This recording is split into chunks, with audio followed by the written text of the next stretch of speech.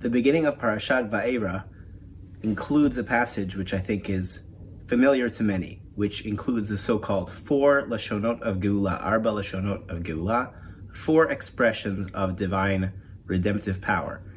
According to the Talmud Yerushalmi, this is the source for the idea that we should have 4 cups of wine, 4 cups of grape juice at the Pesach seder, corresponding to each of the 4 steps of the progression of God's taking us out of slavery in Egypt.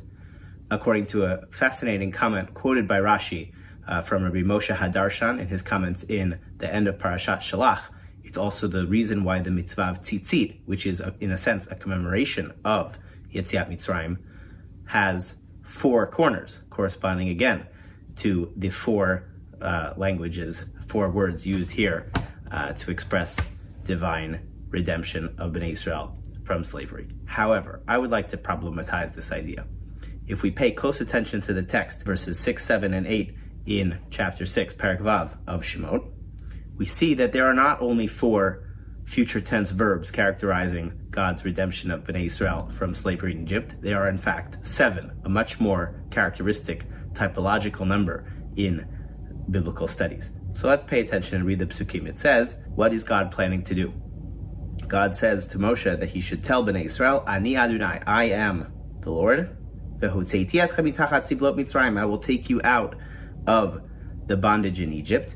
I will save you from their labors. And I will redeem you with an outstretched hand and with great justice. And I will take you to be my people. And I will be your God. This one is highlighted by the Netziv in his comments on Shemot. And then the next pasuk continues, I will bring you into the land of Israel, which was promised to our ancestors, and I will give it to you as an inheritance. If we pay attention to the progression in the Torah, these are broken up into 3 verses, 3 psukim. The first 3 verbs occupy the first verse, which are all 3 about leaving slavery in Egypt. The next 2 are in the second verse, which describe building a relationship with God. And then the final 2 are about achieving a national destiny as Bnei Israel emerge from slavery, enter into the land of Israel, and put into practice the laws of the Torah in the society that God expects from us to build. The passage then concludes with the bracket, again, Ani Hashem, I am the Lord. So this whole section is bracketed off by the repetition of the phrase Ani Hashem, 7 future tense verbs throughout the passage, pointing us to consider a progression of Jewish history and Jewish destiny from emerging from slavery, building the relationship with God, forging the Brit, the covenantal relationship with God at Har Sinai, which is receiving the Torah, and then entering into the land of Israel and putting those laws into practice.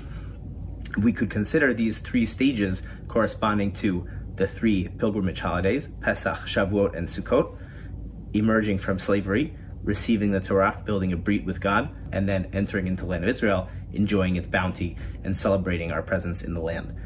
Another thing to reflect on is, why then would Chazal tell us that the Pesach holiday is only about 4 expressions of Geula? And here's an idea from Rav David Tzvi Hoffman, very abridged. You can study it inside. Ask me for the citation.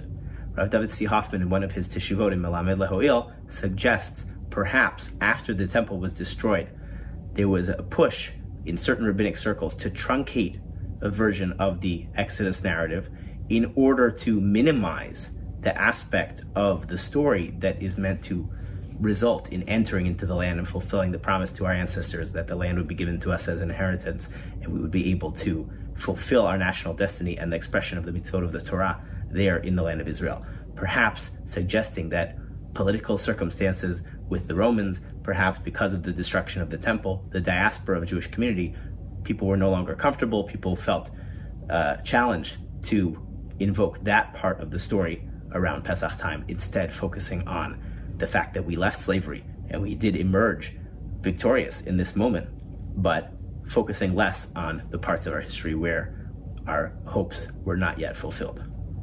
Shabbat Shalom.